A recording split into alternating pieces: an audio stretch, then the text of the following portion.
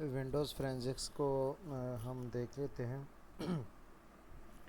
इसमें सबसे पहले एक पोस्ट आता है। जब भी आप सिस्टम ऑन करते होते हैं तो एक कंप्यूटर का एक सेल्फ टेस्ट चलता होता है, जिसको पावर ऑन सेल्फ टेस्ट कहते हैं।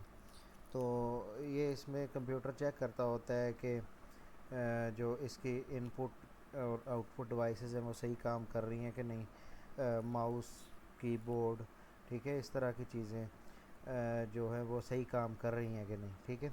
तो power on self test is an operation initiated by a computer after it has been turn on.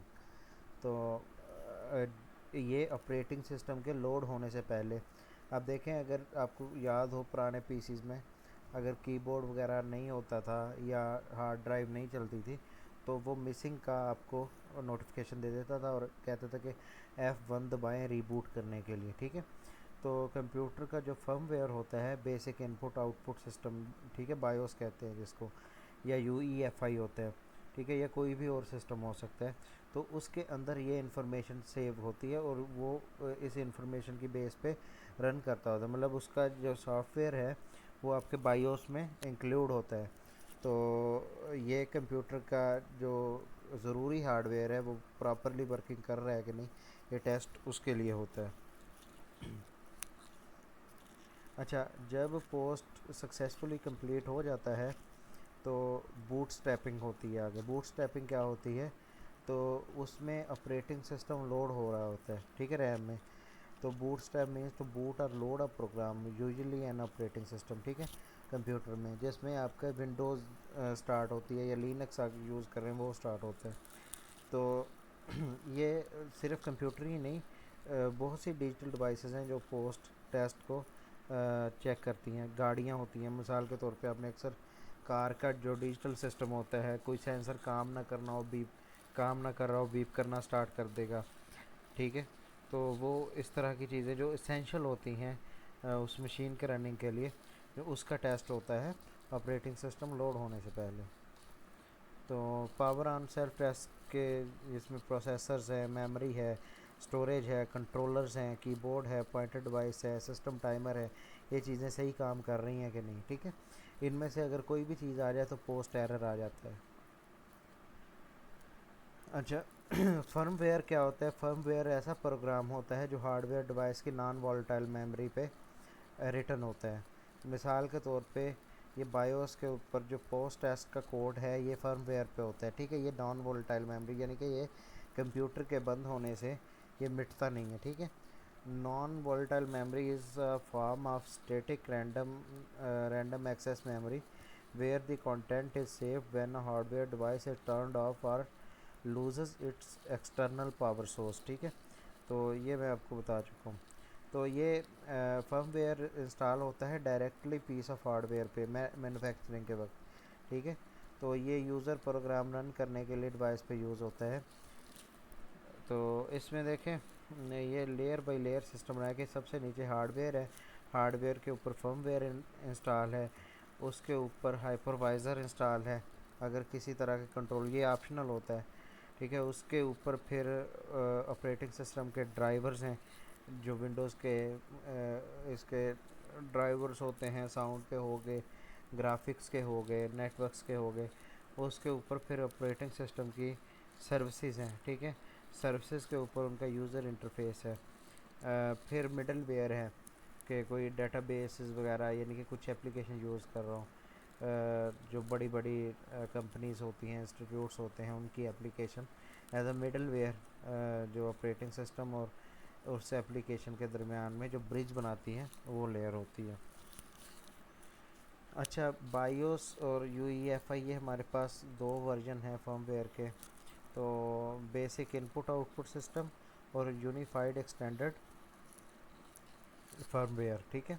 तो significant difference between BIOS and CMOS, ठीक है। CMOS complementary metal oxide semiconductor होता है, ठीक है। The term BIOS and CMOS are used interchangeably. BIOS chip in a motherboard contains the program firmware commonly called BIOS to boot the computer, ठीक है। CMOS chip के अंदर date time की setting होती है, फ़ैन स्पीड होती है, booting sequence होता है, आपने देखा होगा कि सर्दियों में अक्सर आपके सिस्टम का फ़ैन कंपैरेटिवली लो काम कर रहा होता है, जबकि हीट सेंसर जैसे गर्मियाँ होती हैं इसमें फ़ैन ज़्यादा तेज़ काम करता होता है, क्योंकि हीट सेंसर हीट सिस्टम की बता रहा होता है सिस्टम को। ठीक है, डेट एंड टाइम आप ऑटोमेटिकली जहाँ पे सिस्टम ऑन करते हो, ऑफ़ करते वक्त जो टाइम था वो नहीं होता, करंट टाइम होता है जो आपका टाइम जोन में जिसमें बैठे हो। तो ये सारी सेटिंग्स बायोस के या यूईएफआई के अंदर सेव होती हैं।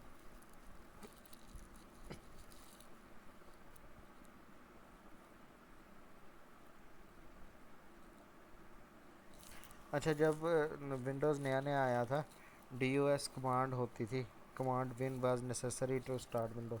आपको ये सबसे पहले आते थे, आप WIN विंडो लिखते थे, एंटर दबाते थे, देन ऑपरेटिंग सिस्टम लोड होता था। ठीक है, तो similar concept in the form of a new interface in UEFI to extend a better user experience and provide a new secured bio. ये बायोस और यूईएफआई का फ़र्क है कि विंडोज़ की या बायोस ब्लू स्क्रीन वाला होता है, तो यूईएफआई में ग्राफिक्स यूज़ होते हैं, इसमें एनिमेशन नहीं होती, इसमें मल्टी कलर्ड एनिमेशन होती है। तो ये बायोस इथरनेट को वाईफाई ब्लूटूथ को रिकगनाइज़ नहीं कर सकता, जबकि यूईएफआई सपोर्ट करता है। इसमें कोई रिमोट डायग्नोसिस और पेयर सपोर्ट नहीं है, जबकि यूईएफआई में है। माउस की सपोर्ट नहीं है बायोस में, ये सिर्फ कीबोर्ड की की से ही आप उसको चला सकते हो। तो जबकि इसमें यूईएफआई में माउस और की सपोर्ट है। सिक्योर बूटिंग का ऑप्शन नहीं है, यूईएफआई में है। इनके नए सिस्टम जो भी हैं आप उसमें यूईएफआई ही बेसिकली यूज़ होता है, पुराने सिस्टम में बायोस यूज़ होता था। तो 16 bit assembly language firmware program है, जबकि इसमें सी में लिखा गया है 64 बिट में। तो ये मैक्सिमम ऑफ 2.2 टेराबाइट्स की जो डिस्क होती है उसको सपोर्ट करता है, जबकि हमारे पास UEFI जो मॉडर्न है वो 9 जीटा बाइट तक की ड्राइव साइज़ को सपोर्ट कर सकता है।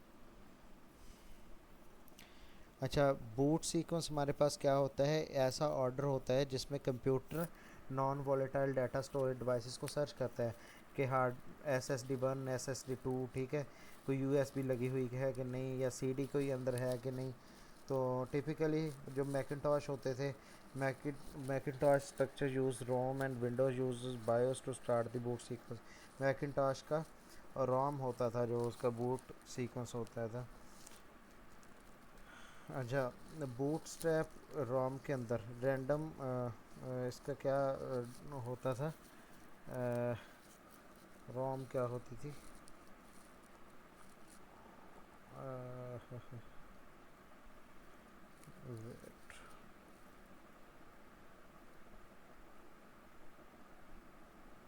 Read only memory.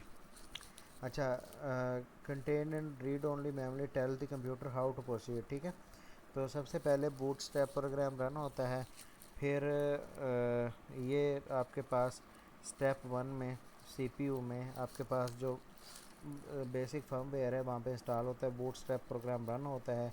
Second step में जो डिस्क के अंदर यानी कि ऑपरेटिंग सिस्टम हार्ड डिस्क के अंदर मौजूद है वो लोड होता है। उसके बाद थर्ड स्टेप में ऑपरेटिंग सिस्टम रन होना शुरू कर रहा है, यानी कि ऑपरेशन स्टार्ट हो जाता है। तो CMOS should be modified to boot from a forensic floppy disk or CD। अच्छा, इसके बाद बेटे ये ना डिस्क का स्ट्रक्चर है।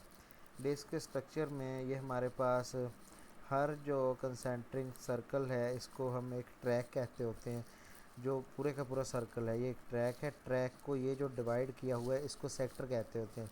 सेक्टर के अंदर ब्लॉक्स होते हैं, उस ब्लॉक्स पे डाटा स्टोर होता है। ठीक है, और जो हार्ड ड्राइव है HDD है, इसी तरह की डिस्कें ऊपर नीचे होती हैं। हर डिस्क के ऊपर रीड राइट का हेडर होता है, ठीक है, और पॉइंटर होता है जो जिस सेक्टर में जाता है, जिस ब्लॉक में जाता है वहाँ से डाटा रीड और राइट करते हैं। ठीक है, और हर कम्बिनेशन ऑफ ट्रैक फार्मा सिलेंडर, मतलब अगर 10 प्लेट्स लगी हुई हैं यहाँ पे, ठीक है, तो ये हर प्लेट का जो ये वाला ट्रैक है एंड तक जाता जाता है एक सिलेंडर बनाएगा। ठीक है, H शेप्ड एरिया इस सेक्टर, ये जो एरिया है इसको सेक्टर कहते होते हैं।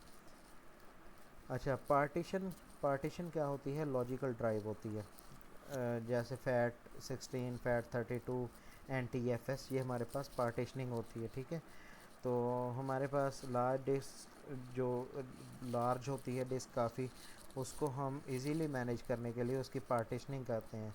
तो हर जो पार्टीशन होती है, जैसे C होगी, D होगी या E होगी, ये एज एन क्या कहते हैं, एज अ सेपरेट, यानी कि डिस्क के तौर पे ऑपरेटिंग सिस्टम ट्रीट करता है।